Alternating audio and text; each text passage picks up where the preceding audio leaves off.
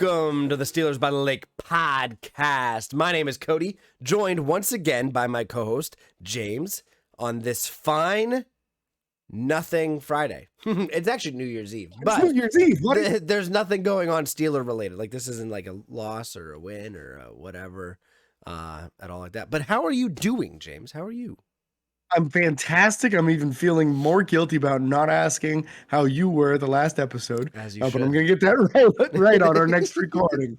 Next show will be probably Tuesday, not Monday, due to the fact that it'll be a Monday night game. We can't really report on it during the game, and there's no way in hell we're staying up till 3 in the morning to record one. Sorry. We love you guys, just not that much. No, if we didn't have to get up for work on Tuesday at like 3:30 in the morning, Yeah, dude, if this was our only job, absolutely I'd stay up and record that podcast, but it's not. Yeah, not yet. We're getting there. Hell yeah, we will. One day we will be solely bringing you guys episodes, 30-minute episodes a day, 25-minute episodes a day. We'll make sure you guys are in the now, in the know, and understand what's 5 days a week.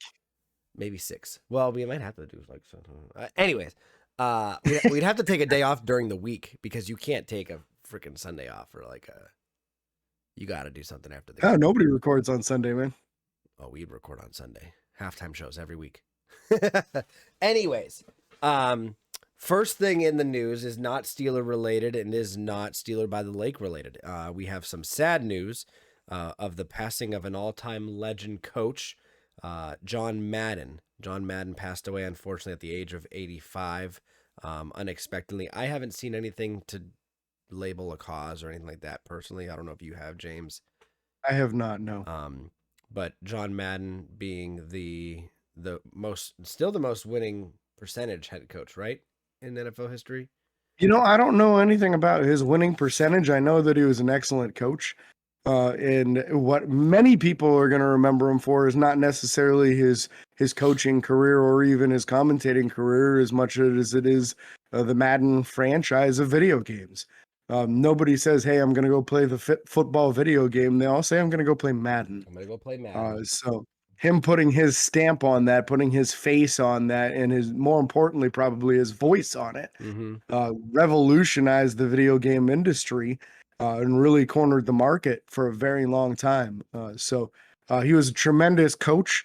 I thought he was an amazing commentator. I absolutely loved watching games that John Madden was the color commentary guy for, because he never knew when he was going to boom and there's a trap here, and just the way he described the game, he could make the most boring play sound incredibly exciting.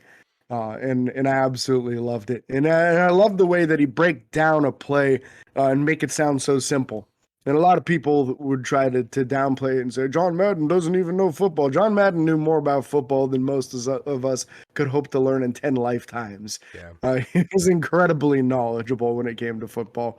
But he was so skilled at breaking it down at a base level, so even the common person that doesn't watch football very often could understand it. That's one of the things I absolutely loved about him. Yeah, so the football world, the video game world, as weird as that sounds to say right now, is it's all mourning the loss of a great coach, a great man, and a great, just a great mind. The things that he did, the things that he came up with, and the commentary that he had was phenomenal. I never got to, I got to hear a very short amount of him live before he retired. However, hearing him on Madden every year was always a fun time. I do remember somebody saying recently that the last game that he actually commentated was a Steelers Super Bowl win. It turned out to be Steelers news, guys. Turned out to be Steelers news. So again, our prayers and thoughts go out to his family and all of his loved ones for sure. But now it's time for Steelers news. We have the protected list. So Steelers did protect Rashard Coward, John Simon, who we talked about before, Khalil Davis, and running back Trace. Oh, we already talked about this. No. We knew it was about to happen. It happened like an hour after we recorded our show on Tuesday. Yes. Yeah. Yes, you're right. We thought for sure it was going to happen. But my favorite news is the next news. Yeah. Let's talk about it, man. You know what's been going on. You tell them. I'm excited. You know, there's been a wave of practice squad wide receivers going on the COVID list. And that has happened. Again, that's not what I was excited about, just to clarify.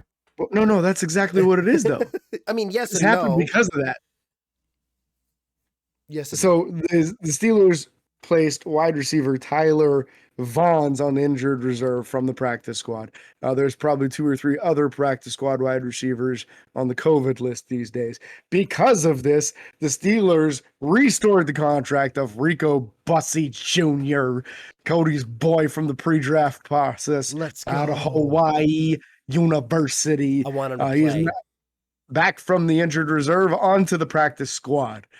So Rico Bussey Jr. could be elevated. You never know. We'll find out Saturday who Pittsburgh elevates. I'm sure there will be some elevations due to the fact that there are some guys on COVID still. And why not take advantage of it, get as many healthy bodies up to the 53 as you can. And Tomlin seems to be using this as an opportunity to give some auditions to some of these guys too.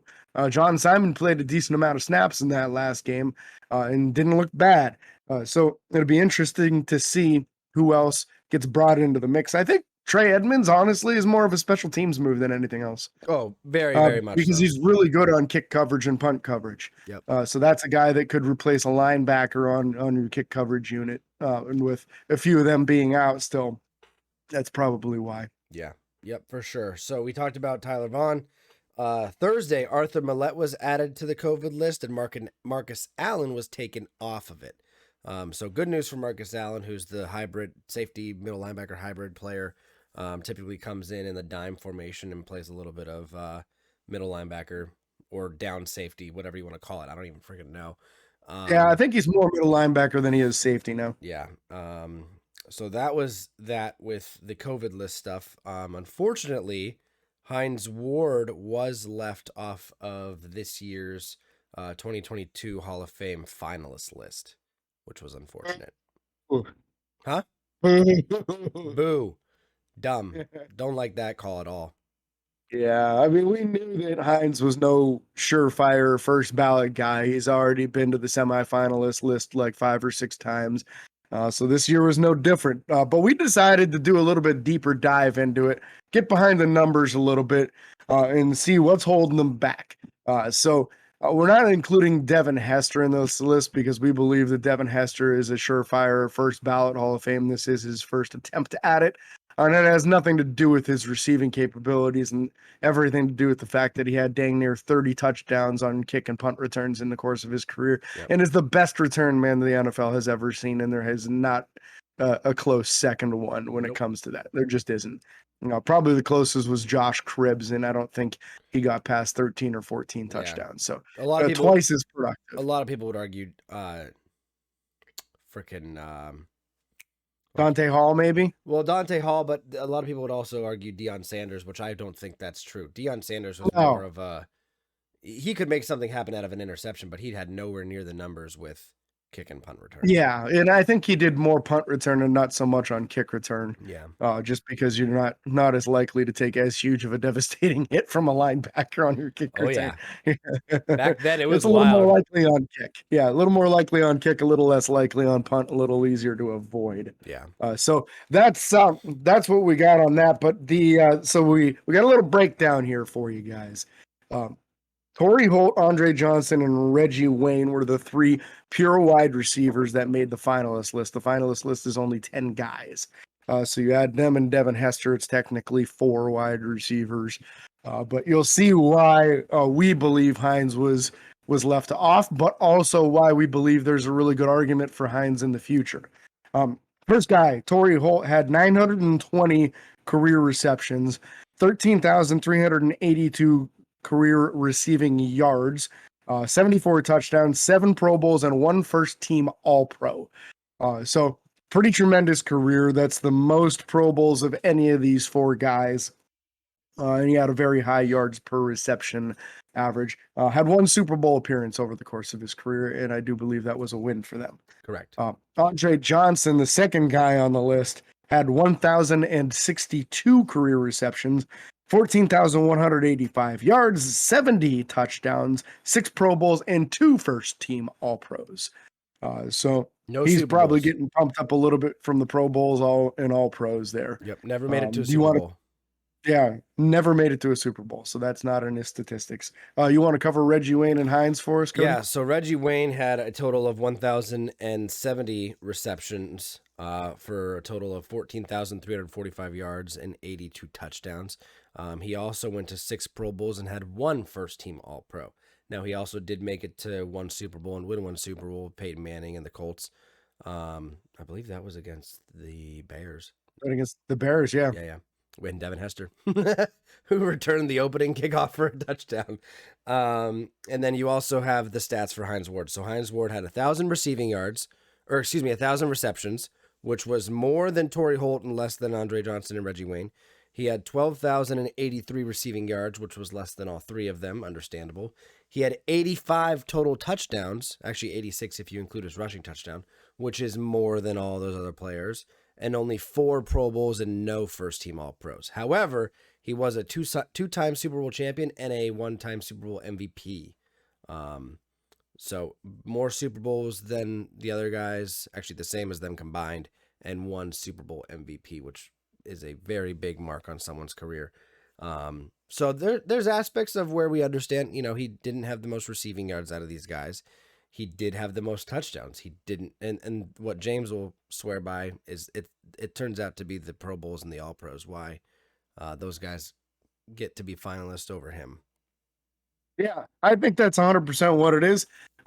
That and obviously, and we were trying not to mention this until now, but there is a fairly well-known anti-Steeler bias in the Hall of Fame voting.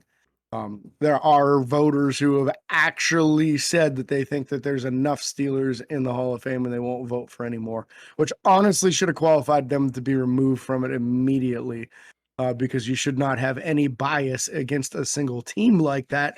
You can't possibly be fair and just in your voting when that's the case. But nonetheless, there are categories here where Hines is better than the other individuals in his touchdown receptions, which scoring points is pretty dang important in the NFL. It's tough to win games without that. He was a better blocker than all of them. Yeah, by far a better blocker than all of them. Andre Johnson was a decent blocker. I'll never forget the time he beat the living piss out of Finnegan. Cortland Finnegan. Yeah, Cortland Finnegan was a well-known cheap shot artist. Yep. He was stealing people's necklaces. He was choking guys instead of blocking them. Andre Johnson just got sick of it one game and just ripped his helmet off and started beating the living crap out of him right in the middle of the field. It was amazing. Yep. Remember that one like it was yesterday. Yep. And Cortland Finnegan cleaned his act up after that, and he was out of the league pretty soon after that because really all he had was his dirty play. Yeah, He was a good corner, but his dirty play kind of intimidated people, and he made some plays because of it. Yeah, but not so much after he got put in his place. And that was a rivalry game. Like that was AFC South teams, Texans and Titans, and they got to see each other a lot, which was always fun. Yeah, so we do believe, I believe personally that Hines will make the finalist list in future years, but his best bet to do so is maybe 2 of these guys get in now and get the heck out of the way. I think just looking at it briefly, I think a lot of people are going to vote probably Torrey Holt over the other 2. That's just my opinion. I don't know that there's one guy with the most impressive numbers. If one of them has the most collective impressive ones, it's probably Reggie Wayne next. But all 3 of those guys had incredible careers. And as soon as they get out of the way, Hines will be up in that mix. Yep. Assuming nobody else clears the 5 years post playing career and has similar numbers. If so, then Hines could still end up on the outside looking in. But I do believe he was probably in that top 15 or so with the voting. Yeah. When you got down to the last 25 guys and only 10 get in, I bet Hines was in that top 15. So he's getting closer and closer, I think, personally. Because when you look at these, none of these guys really overshadow him by a ton. Nope, not at all. So with that being said, someone that played with Hines Ward for both of his Super Bowl victories, Ben Roethlisberger, our quarterback of the now and the past and probably not the future. With that being said, he did say that Monday Night Football this Monday against the Browns will more than likely be his last game in Pittsburgh, barring a crazy playoff thing that happens where we make it and we're not the 7th seed. I don't see that happening, but yeah. it pretty much requires Pittsburgh to win the division, which even them getting in, I think, requires them beating both the Browns and Ravens. So it's helpful that these two teams are the ones that are remaining, especially since Pittsburgh has beaten both of them already this season. Yep. So it does give you some hope that that can happen. But we also need to see the Bengals lose the final two games in order for it to happen. That's what we're really looking at is let's go whoever the heck the Bengals are playing. I think they got the Chiefs this week. Yes. If I remember correctly. I think you're right. And then the last game, I think, is the Browns. So when it's Browns-Bengals, we need to cheer for the Browns, assuming the Bengals have already lost to the Chiefs, which is a pretty realistic thing this And week. assuming we beat the Browns. And assuming we beat the Browns, yes. So if we beat the Browns and the Chiefs beat the Bengals, then it's go Browns over the Bengals, and then the Steelers just got to take care of their own business against the Ravens, and then you're the number 4 seed, and you will get at least one home playoff game. Yep, for sure. So very doable, really, man. Very doable in my book. Very doable. I think some of the biggest issues is that the players, I don't know. I feel like as a team, our what's the word I'm looking for? Not motivation, but our confidence isn't quite there right now as a team. Yeah, I feel like the best bet for this team to do well is for them to rally around the fact that their Hall of Fame quarterback is about to retire. He basically said it without saying it. Yeah. That all signs point towards him retiring at the end of the season. So you have to feel like this. If this doesn't motivate you as a teammate of Ben Roethlisberger's, then nothing really is going to motivate you. Yeah. So it'll to me, it's going to show the character of a lot of these guys, especially the young guys. What are you made of? Are you still going to go out there and signal a first down in somebody's face? Are you still going to do stupid penalties that are all after the play, letting your emotions get the best of you? Or are you going to go out there and give 110%?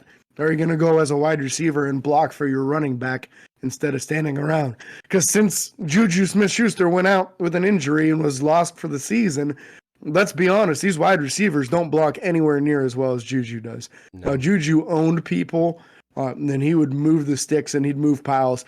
And he recovered so many fumbles in his career because he was always around the pile, always trying to help the running back or whoever the heck had the ball down the field. Yep. And you don't get that many fumble recoveries as a wide receiver unless you're giving 110%. I think the Steelers wide receiver room is greatly missing his leadership and his presence on the field right now, personally. And I don't think it's leadership in the sense of like a vocal leader. How you would normally view it. It's his play. It's his play and it's his attitude towards most of it. Juju isn't like it's a bad comparison, but Claypool. I think Claypool is still more immature than Juju is currently. 100%. Like I feel like Claypool is kind of what people were trying to paint Juju as. Yeah.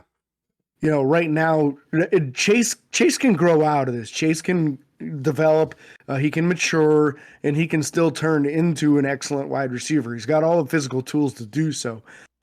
But people were trying to paint Juju as this jerk wide receiver who's all me, all me. Meanwhile, all he was doing when he wasn't working out in the offseason was either playing video games, which has nothing to do with him being a bad guy at all, or going and donating to charities and spending his time with people that are fans and throwing massive water gun fights and water balloon fights and pillow fights and like doing all of this stuff in the community. Juju did a ton for the community, and he's still really active on Steelers.com. They're using him to interview a lot of players and do a lot of things. And I feel like they're trying to keep him in the building and keep him with that sense of belonging to that organization in an attempt to try to bring him back in future years. And I really think it would be a good idea personally. Yep, I agree. I think you could still have someone in there be a number one wide receiver. I think we could still find somebody who's a more natural number one than him, but he is phenomenal at the things that he does do and the things he does well. So now, when you look at the wide receiver room too right now, you're always talking about who's the veteran leader in a room. Well, your most veteran guy in the room with Juju out is Deontay Johnson with 3 years and James Washington with 4. And Washington's riding a pine. So who in the world's listening to him if he tells him something? So Deontay's basically the veteran leader in the room, and he's finishing up his third year and struggled with drops last year. And sometimes looks like he doesn't want to be on the field. So, Yep. So at this point, it's time to go ahead and. Oh, you have something. No, there's one more here. Wide receiver Darius Shepherd was signed to the practice squad. Yep. So this again is in conjunction kind of with the Rico Bussey thing. We lost basically all the wide receivers that were on the practice squad to COVID. So this fills out the depth a little bit more there and brings that into the picture. But yeah, let's go ahead. Let's talk this upcoming game here against the Browns. And most specifically the Cleveland Browns roster and the state of it right now. Yep. Because there's some very important injuries that are going to drastically impact this game. Yeah, so first off, we always start offensive line. My cat is being crazy right now. Always start offensive side of the ball, not exactly offensive line. Quarterback Baker Mayfield, we all know about him. He has been having rough couple games for sure, to say the least. And it seems to have everything to do with him playing through injuries. Correct. Like realistically, Baker Mayfield's not 100%, and I think that has a lot to do with why there's so many interceptions, turnovers, and bad throws going on right now. But that doesn't change the fact that Pittsburgh still has to play him. I'm not making excuses for him because when the guy's healthy, he really does play very well most of the time. Yeah. But I am not disappointed by the fact that his left shoulder is still all wrapped up like that because it's clearly affecting his play. And there's no way he's going to pull himself out of the game. And it doesn't look like Coach Stefanski is going to pull him out either. Nope. He'll just let him play through it as long as he's not too physically injured to be able to do anything. Yeah. I honestly am kind of happy that we're playing against Baker Mayfield because he's such a high variance guy. If you can take advantage of the low points in his game, you can have yourself a nice defensive game. Very much so. Running back Nick Chubb, always a danger to Good. go off. Kareem Hunt is out of the game. Thank goodness, because he's a Steeler killer. Yeah. Fullback Andy Janovich. I believe he's injured right now, or at least was limited practice, if I'm not mistaken. I could be wrong there. I'll tell you in a second. That's fine. I'll go over wide receivers while you're looking that up. Shoulder injury, full participant on Thursday. Okay, so full. Wide receivers, Jarvis Landry. And then they have Donovan Peoples-Jones, Rashard Higgins, and Anthony Schwartz. We talked about these guys last time. They're all big threats. They can all go off and have a good game for sure. Right now, Donovan Peoples-Jones going through some serious issues with his hands, dropping a lot of passes. Great. So it's important that you stay close because if that ball bounces off his hands, take advantage of it. We got some guys that are being real good with that right now. I believe that's the kind of thing that Cam Sutton or Akilla Witherspoon will take full advantage of and get themselves an interception if he does that in this game. Jarvis Landry, I worry about the most of this group, not because he's the most explosive, because I do feel that there's a decent chance they're going to put him in the slot. And with Arthur Mollett out, that probably puts Trey Norwood up at the slot. It's going to be a real difficult matchup for the rookie. Very much so.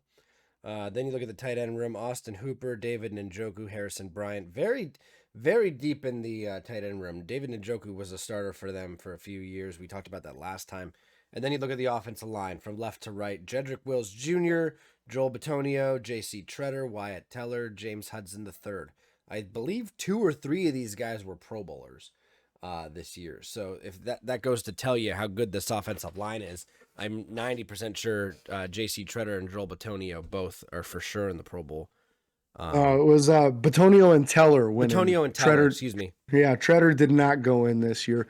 Treader's also dealing with an injury. There's a possibility that he will not play. If he doesn't, it's 6th-round pick Nick Harris, which is a guy with shorter arms and a smaller center. Could be pushed around kind of like our starting center, Kendrick Green, gets pushed around. So hopefully J.C. Treader will not be able to go in this game. And then the right tackle, James Hudson, that's also an opportunity there for TJ. Hopefully he can clean that up. Last week, Jedrick Wills was not able to play and Joel Bitonio pushed out the left tackle. If for some reason that happens again this week, this is a matchup that Alex Highsmith can absolutely take advantage of because Bitonio doesn't have great length. He struggles out there with speed guys, and that's something that we could definitely take advantage of with Alex Highsmith's athletic ability. Absolutely. You want to start with this defense for me? Yeah, let's go to the defensive side. The first guy anybody's going to want to talk about is Myles Garrett. He is dealing with a groin injury. Had a very unproductive game last week, had 1 assist, and that was his entire stat line. But the thing with Myles Garrett is they move him around based off of matchups. He doesn't stay in one place like TJ Watt does. TJ lines up off ball in the middle sometimes, but usually only in goal line situations to try to stop that offensive line from pushing our defensive line back. And that's just because we don't have our starting defensive linemen and they can't hold up to it. Yep. So TJ tries to help out in that manner. He doesn't pass rush from the middle or both sides. He pretty much only pass rushes from the left. Myles will line up against your weakest offensive player. That's why he has so much production. He's a very good defensive lineman, a very good pass rusher, don't get me wrong, but they move him around to give him easy matchups. Opposite side, Jadeveon Clowney has had a better year than probably most expected. His athleticism is still there, but it doesn't seem as though he's producing with a high amount of numbers as far as sacks, tackles for loss, that sort of thing. Interior defensive line, the starters are Malik Jackson and Malik McDowell, but Malik Jackson is injured right now, and I do not believe he's going to be healthy enough to go in this game. So look for the backups, Jordan Elliott and Sheldon Day, also Tommy Togiai, to get a decent amount of reps inside there. So it's an opportunity if Pittsburgh starts the correct guys this week, and it looks like maybe Kendrick Green won't be able to go. He was not a participant in practice on Thursday with that calf injury. So we might get J.C. Hassenauer, which really might help out as far as the interior offensive line for Pittsburgh, especially if we also get Dotson back. Yep. The off-ball linebackers for the Browns, we've got Jeremiah Owusu-Koramoah, who missed Thursday's practice with an illness. So we'll see where that goes. If that's COVID-related, he'll have to be tested if he missed with an illness. Yep. If he goes on the COVID list, we won't have to deal with him. Anthony Walker, their middle linebacker, who's actually looked pretty good this year. And then Sione Takitaki, their strong side linebacker. So those are the starters. If any of them don't go, look for Mac Wilson to get a decent amount of playing time in that group. But I think your biggest threat there is going to be Jeremiah Owusu-Koramoah, but look for Anthony Walker to be all over the place because he pretty much has been all year. Absolutely. And then you got the cornerbacks and the safeties, Denzel Ward, Greg Newsome, Greedy Williams, Troy Hill. However, what are you saying? Future Pittsburgh Steeler Denzel Ward. Future Pittsburgh Steeler, from what James says. I've been saying it for a year. I'm sticking to it. The cornerback room's pretty decent there. And then you also have the safeties, Ronnie Harrison Jr., backed up by Grant Delpit, and then John Johnson III on the free safety side.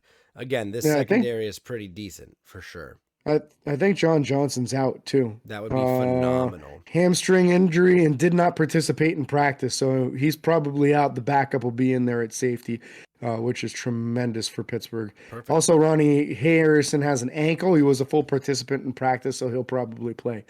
But that's good news because John Johnson definitely a very good safety. So I would imagine Grant Delpit, even though he's listed as the backup strong safety, will probably start at free safety. Yep.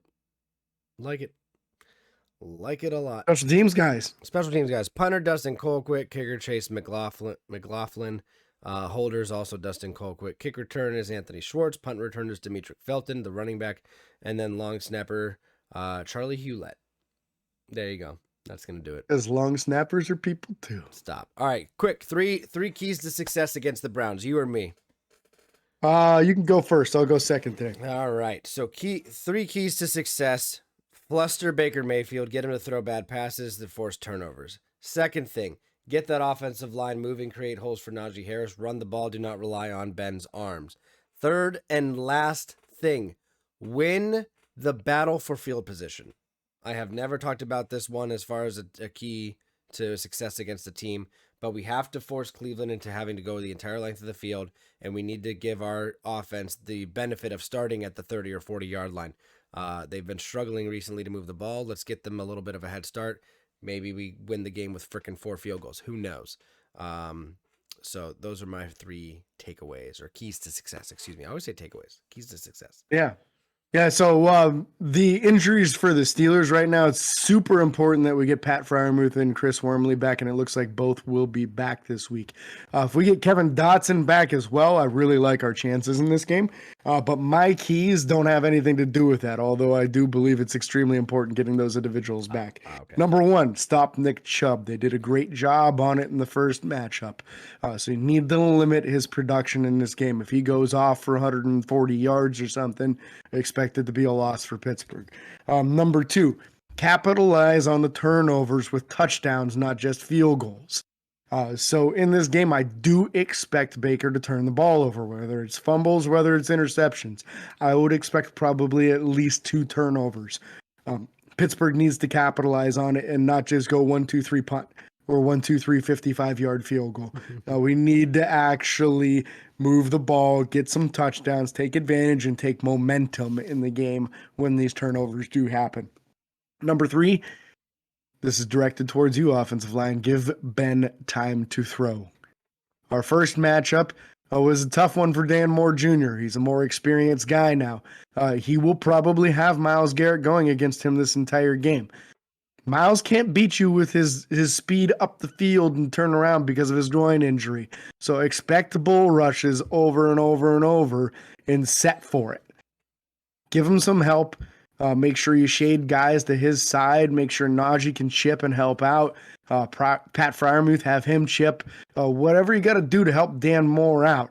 I think the rest of the line I'm not so worried about. You give me Chukwuma Okorafor one-on-one against Clowney, and I think he gives us a stalemate over there. But the pressure really could come from Ben's weak side big time if Myles Garrett has healed up with that groin injury. If he hasn't, Ben could have time to throw, and I think Ben's really going to try to put a big performance together, knowing that this could be his last game in Hines Field. Another I think 500-yard he's passing game? highly motivated. I think he is highly motivated for this game. We could see some really big numbers, which is important because he's I want to say 5 touchdowns short of Dan Marino, 6 of Phillip Rivers, Yep. or it's 4 and 5. I think it's 5 and 6, I think. Yeah, so he needs to put some big numbers up for us to see that happen here. I think the potential is absolutely there. I think he's going to ball out as hard as he possibly can these final 2 regular season games. But most importantly, starting here against the Browns. Absolutely. So we're going to try doing something a little different this week, guys. We're going to add a little outro, but make sure you stick around for a little thing after that, for sure. So that wraps up today's show. Be sure to follow us on Facebook, Twitter, Instagram, TikTok, and YouTube. This is James signing out for Cody. Peace.